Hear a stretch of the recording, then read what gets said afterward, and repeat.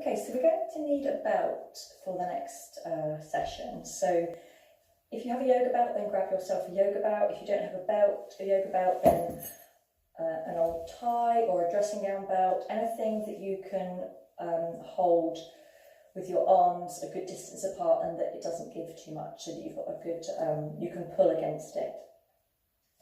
And then in your standing position, just take a moment to engage your abdominals, so we're drawing the belly into the spine, tucking the tailbone under slightly and keeping the lower ribs in.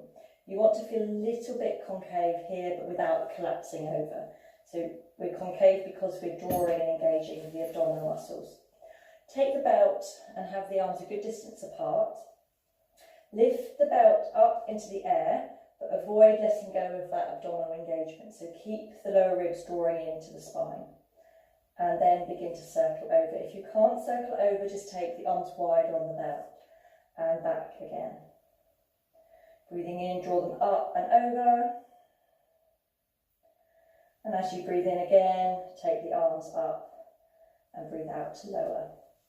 So do that between 5 and 10 times. If it feels super easy, just draw your hands closer in. Keep some tension on the belt, so we're drawing the hands away from each other, keeping the belt taut. The arms are straight unless you're prone to hyperextension, in which case we have a very small bend in the elbows. So we shouldn't be locking out with the elbows at all. Remember to keep that core engaged. Backwards and forwards, using the breath to help the movement. And then release that practice. Keep hold of the belt. We're going to use it again. We're going to come into a balance. We're going to come into Utthita Hasta Padangusthasana. So extended or upright, hand to big toe posture. So if you know that you can hold your big toe and straighten the leg out in front of you without it drawing you forward, then go ahead, you don't need a belt. But for most of us, we're going to need a belt. So we're going to lift the right foot up and take the belt around the ball of the foot. Take both ends of the belt on the inside of the leg and hold the belt with the right hand. So the arm is on the inside of the leg and holding the belt, and you can have a play around. So we're going to extend the leg and you want the leg to come straight. So release as much of the belt as you need to for that leg to be straight. Okay, the left arm can rest on your hip, or you can have it out to the side or even touching a wall if that helps your balance. And then breathe here. Find something still and settle your gaze on that still point. Flex the toes back towards your face.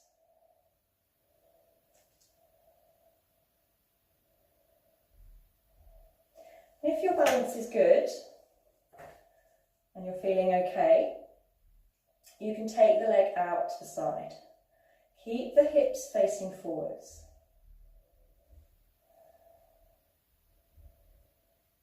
So we don't want to open the leg so wide that the hips go off to a diagonal. Keep the hips facing forward, allow that leg to come out to the side.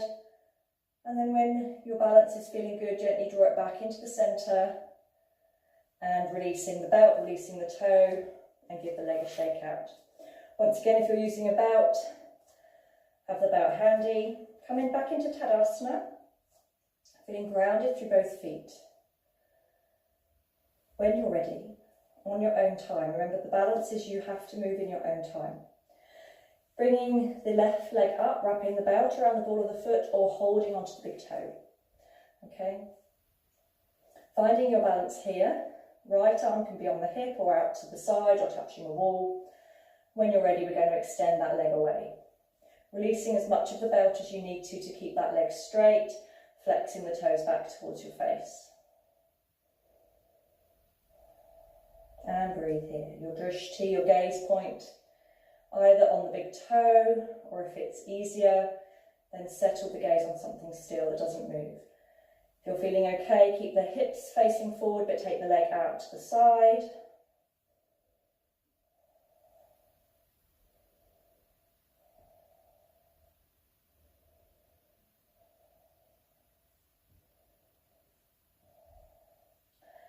And guided by your own sense of balance, draw the leg back into the centre and gently release the belt, coming back into Tadasana. Good. We're not going to need the belts for a while, so put those to one side. Come towards the front of your mat. You're going to take a step back with the right foot. So you want to step back a good pace. The back heel will have naturally kicked in to give you some balance, so that's fine, just keep it there. Be cautious with the back knee. If you feel any tenderness in the back knee, you might just want to kick the heel out a little bit more so that both feet are in line with the mat. Place your hands on your hips, and I'd like you to keep both hips level. So if you find that the hips have come out to the side, just walk your stance in a little bit so that you can keep both hips level. Okay? We've got a couple of arm position choices now. We're going to sweep the arms up in front with the thumbs down, palms facing out, and swim the arms behind you as if you were doing a breaststroke. So depending on your shoulder flexibility, you can either hold your wrists behind your back, you can hold your elbows behind your back, you can come into prayer position with your fingers pointing down, or if it works for you, press into the fingers, turn the hands, and take the hands up into a reverse prayer position. Either way, what I'd like you to feel, whatever arm position you're using, I'd like you to feel that those arms behind you are encouraging your chest forwards. Good. Soften your leading leg, so the left knee becomes soft, and we're going to fold from the hips. So do this slowly, so you really do feel that you're folding from the hips and you're not folding from the body. Your arms will give you an indication behind you because your back will press into your hands or your arms. So folding from your arms, keep your upper chest nicely lifted. Your gaze is in line with the neck, and we're folding the body over that bent leg. When you've come as far as you think is right for you tonight, so you may be upright here, you might come halfway down, you may have your body resting on your thigh. Wherever you are, slowly begin to lift that left hip to the sky. The right hip probably you want to encourage down because we don't want it to open too much. So left hip drawing up, right hip drawing down. And breathe. Tuck your chin in towards your chest. Keeping some weight through that back heel to keep your balance, your foundation steady.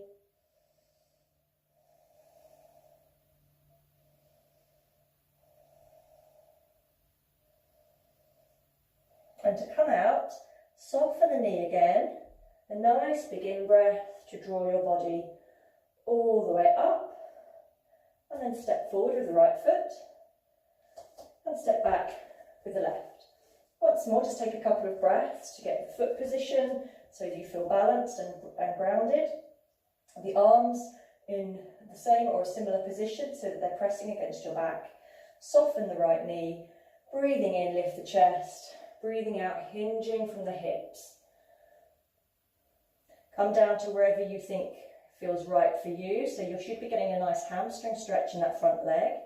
And then begin to take that right hip up. So once again, you may have come a quarter way, you may come halfway, you might come all the way down and be resting on your leg. Wherever you are is absolutely fine for you.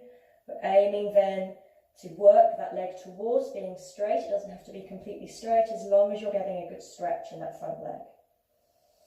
Tuck the chin in. Keep the hips, keep the shoulders, keep the chest level.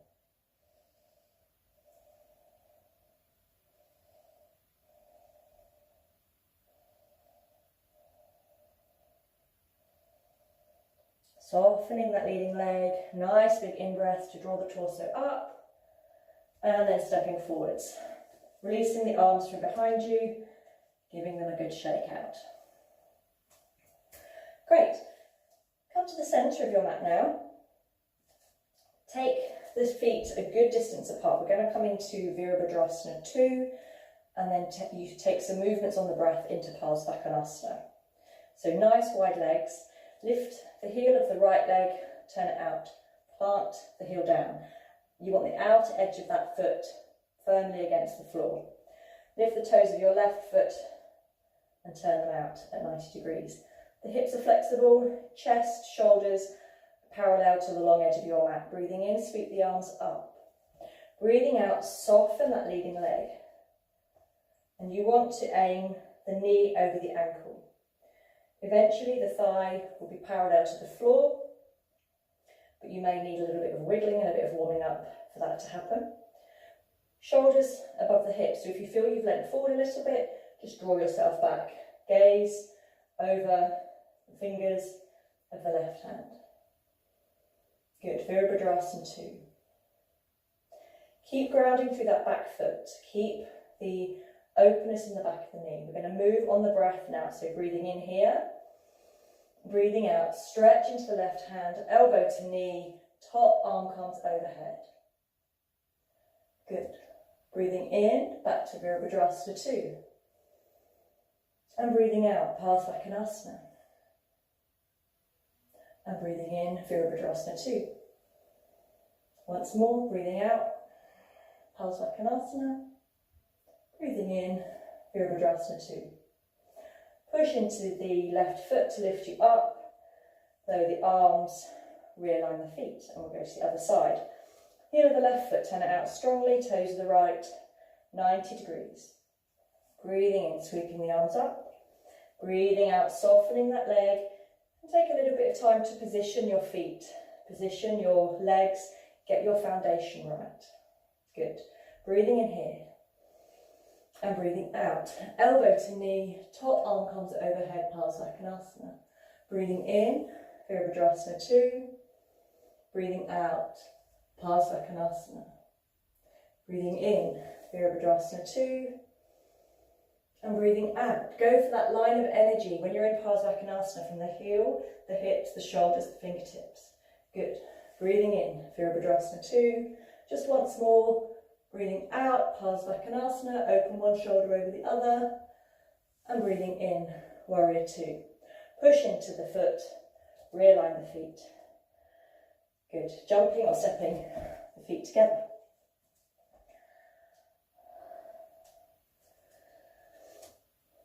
So once more, take the feet wide apart. This time we're going to keep the feet facing forwards, but I'd like you to check in with your knees.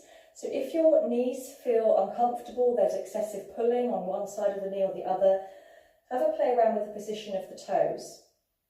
So some people may need to have their toes pointing slightly outwards, some people will have them pointing straight in front. We're all put on differently, so find the position that works for your body. Okay, hands to the hips, soften the knees, and then just work from side to side a little bit. So beginning to bring a bit of mobility into the hips. Come back to the centre. Move the hips back in space, and as you move the hips back in space, we're going to keep the body long, but because we're moving the hips back, it takes us into a forward fold. I'm going to turn to the side so you can see what happens from this angle. What we're aiming for is to close this angle between the top of the thighs and the torso. So we take the hips back, the body folds down, really bending the knees deeply, keeping the back straight for as long as you can. And we're encouraging the body in between the thighs. Release the hands now, release the neck so it's long and loose. So the knees are deeply bent, the pelvis is down, working down towards the floor, and the body is actually relaxed down. You may feel the work going on your hip flexors, perhaps the back of the legs, but that's fine. Keep this angle between your body and your thighs. Nothing changes here, as we just lift the hips up towards the ceiling. So the knees may not straighten, and in a way that really doesn't matter. We're aiming to keep the body, this angle between the thighs and the body, and the tailbone lifts. You might want to take a little wriggle here. Just move the hips. Feel the hip, the top of the thigh moving in your hip joint as you wriggle from side to side. One leg begins to straighten, and then the opposite leg begins to straighten when the other knee bends. Wriggle, wriggle. Move into that position, just hanging, the body's just hanging down towards the floor. Good. Now soften the knees again. Take the index finger and the middle finger and wrap it around your big toe. Then push your big toe down into the floor, effectively trapping your fingers there. Take your elbows out to the side, bend your elbows and use that contact and use the big toe driving down into the floor to draw you even deeper in between the thighs. And then lift the tailbone up once more. So we're using the strength in the arms to hold the body in position as the tailbone lifts.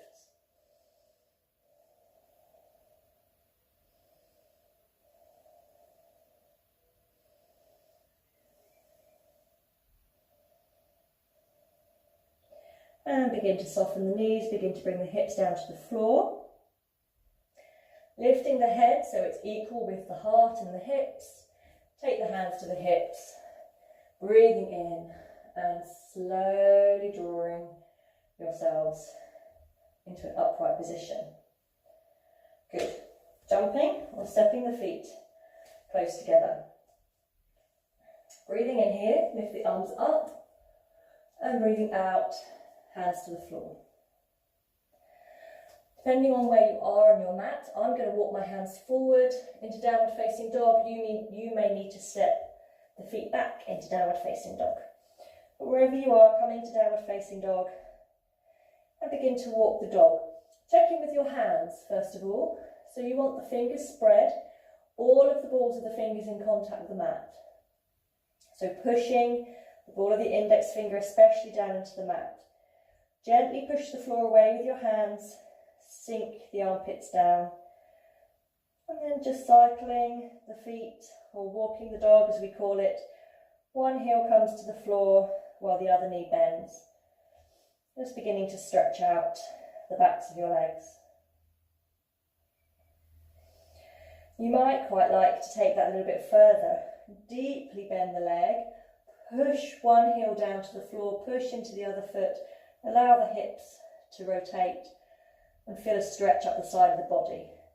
And then go to the other side. So the opposite heel comes to the floor, push that heel down, push the hand down and take a side stretch. Good. Back into neutral dog. We're going to come into three-legged dog. So lifting the right knee in towards the chest and then carefully, without kicking anything behind you, lift that leg up to the ceiling. Push equally through both hands and pause here.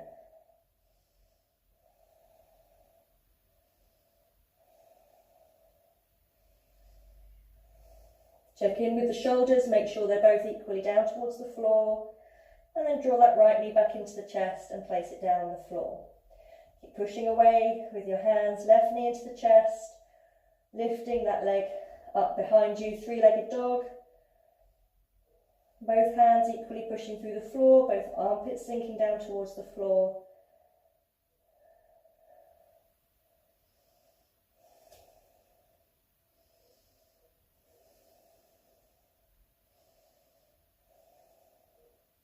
Bring the left knee into the chest, place the foot down, bending both knees, bringing them down towards the floor, untuck the toes, allow the hips to come down to the heels.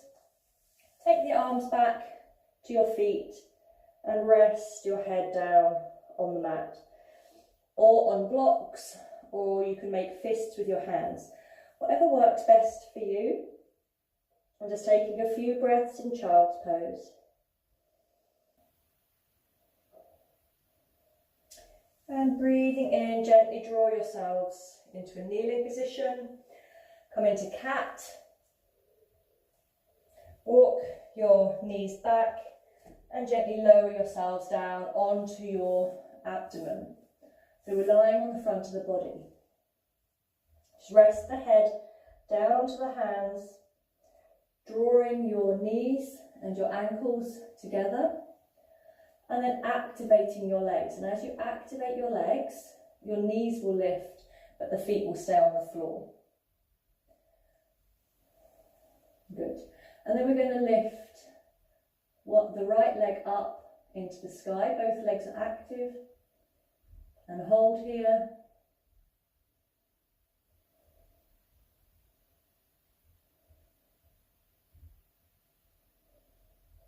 And then lower that leg down. Keep both legs active and lift the left leg.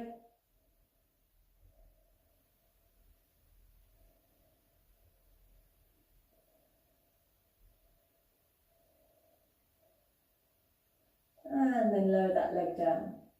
Now bending both legs. Flex the feet so the soles of the feet are parallel to the ceiling. And then lifting one leg here. So right knee lifts, almost as if you were placing the right foot on the ceiling.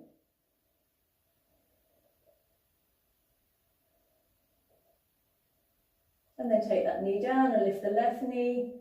Once again, almost as though you were placing the left foot on the ceiling.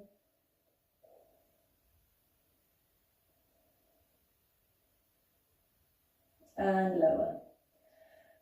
Bring the knees, the ankles together and see if you can lift both knees at the same time.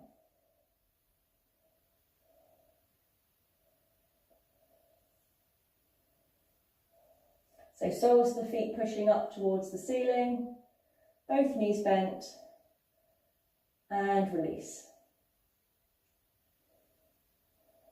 Good. Relax the legs down onto the mat. Allow your forehead to rest on the floor and take your arms round by your side. So the palms are facing in, the thumbs are down towards the floor. As you breathe in, lift the forehead, lift the shoulders, lift the chest, and lift the hands from the floor. And holding here.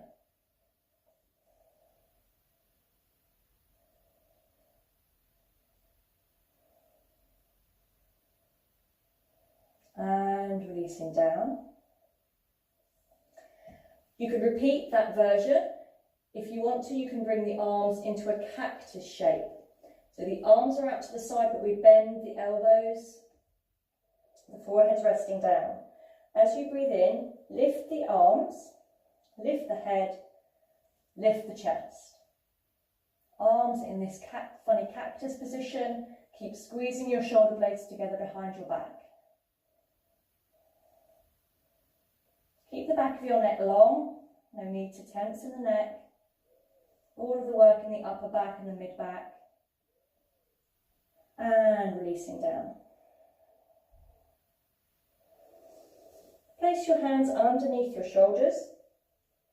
Lift the hips up to the ceiling. Tuck the elbows in, push into the hands, and lift yourselves all the way back up. And come into a seated position. Take the legs wide apart. We're going to come into Upavista Konasana, which is a forward fold over wide legs. So as soon as you come into this position and I ask you to sit upright, we're already in a forward fold. So if you imagine we were standing up now, we'd already be in a half forward fold. So if already you feel a little bit as if your back's giving up on you a little bit and you're falling over onto the back of your sitting bones, and I'd like you to sit up on cushions or a block. I'll demonstrate with a cushion because that's all I have to hand. But if you sit up on a cushion, it will help you go from this position to this position where the shoulders are above the hips and there's a lift in the upper chest. Okay? So cushions, blocks, whatever you need under your hips. Legs are wide and you can feel that you're on your sitting bones. Lower ribs stay tucked in. I'm just going to work through some spinal movements here so that we can become familiar with the different articulation of the spine. And if sitting upright like this is already quite taxing, then you may want to skip this bit, so please don't worry. We're going to do a little bit of cat movement effectively. So as you breathe out, allow that rounding of the back to happen. So fall over off the back of your sitting bones, round the back as much as you can. Okay, so we're rounding the back, the chin is tucked into the chest, the collarbones are coming down, almost drawing into your abdomen. And then let's reverse that movement. So lifting up with the collarbones, Lift up with the chin. Take the arms behind you. Place them on the floor. Fingertips is fine. Or if you can't reach the floor, just place them on the sides of your legs. Lift the chest. Roll the shoulders back and down. You may want to lift the chin a little bit, but don't take it too far. There's no point in putting strain in your neck. So this is the opposite movement. This is our cat head up. If we were in cat posture now, this would be cat head up. And then breathing out, cat face down, rounding the back. Breathing in, cat face up. And breathing out, cat face down. Once more, breathing in, arch the back, roll the shoulders back and down, lift the chest to the ceiling, and then come into a place between those two extremes. So we're neither rounded nor are we arched. We find that position with the torso that feels comfortable.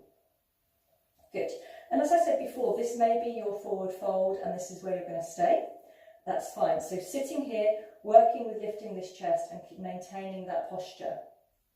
If you feel you have something to give in the hips, then we're going to begin to fold from the hips. Notice that we're keeping the torso long. We're keeping the collarbones lifting up and away from the hips as we fold. Once more, aiming to close this angle between the torso and the thighs. The hands can be in front of you, helping to take the weight of your body as you move forward. It's quite nice to have a bit of a wriggle here and to unstick your sitting bones, which can sometimes get a little bit stuck in one position. We're effectively folding over from the hips, so we need eventually the sitting bones are going to be pointing behind us. If you have your hands on the floor, keep wriggling, keep walking the hands away from you. It's quite useful with your hands on the floor because it keeps your body long. Keep reaching away, keep the toes flexed up towards the ceiling. Breathing in, coming out a little, and as you breathe out, perhaps folding a little bit closer to the floor.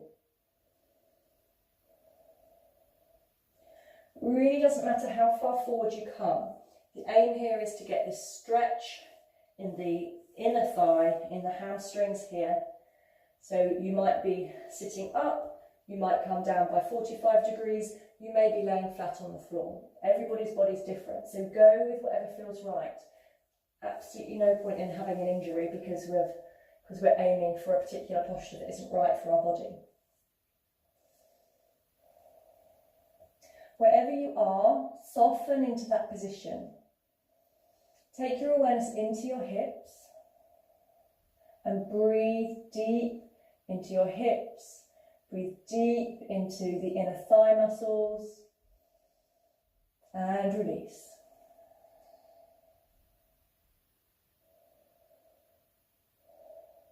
Keep breathing, keep softening, keep letting go with each out breath.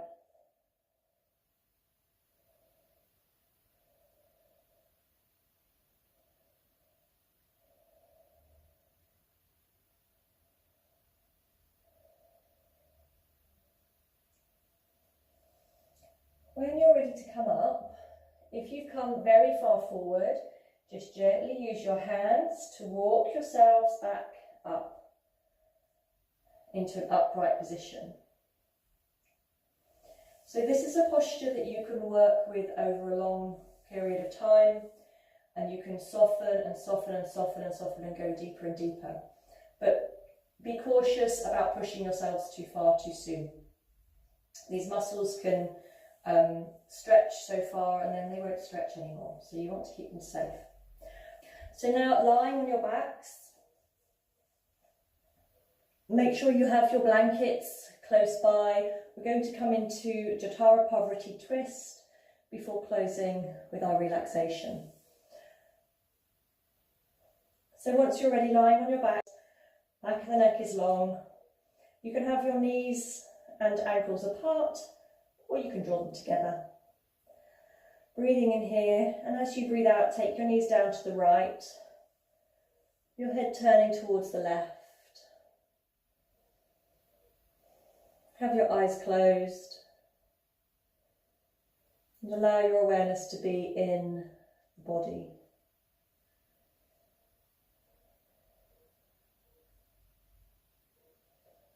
So begin to scan the mind from the feet, the ankles, the knees, the hips, the torso, the shoulders, pausing at any place you feel you need to release. Breathing into that place and breathing out, releasing.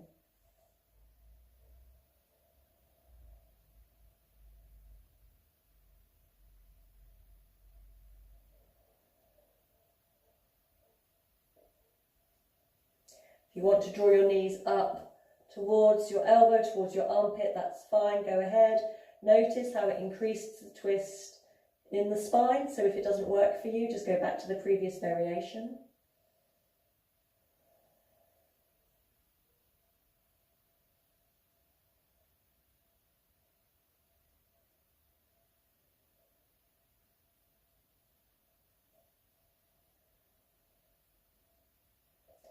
As you breathe in, draw the knees in and up, hug them to your chest, come back into a central position, and breathing out, taking them over to the left, head turning towards the right. And once more, taking time to ease into the variation of the posture that works for you. So you can have your knees and ankles apart, you can draw them together, or you can draw your knees up towards your elbow. Making sure the opposite shoulder is comfortable.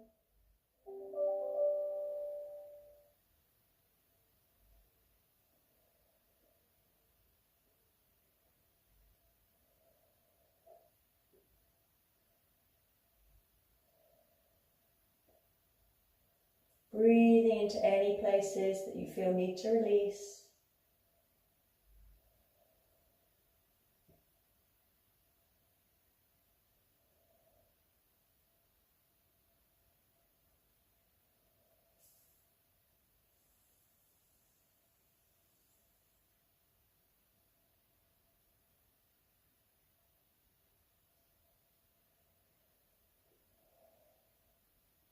And when you're ready to come up, draw the knees into the chest, breathing in and draw them up. Hug the knees into the chest briefly, realigning the spine on the mat. And then when you're ready, extending the legs along the mat and coming into Shavasana.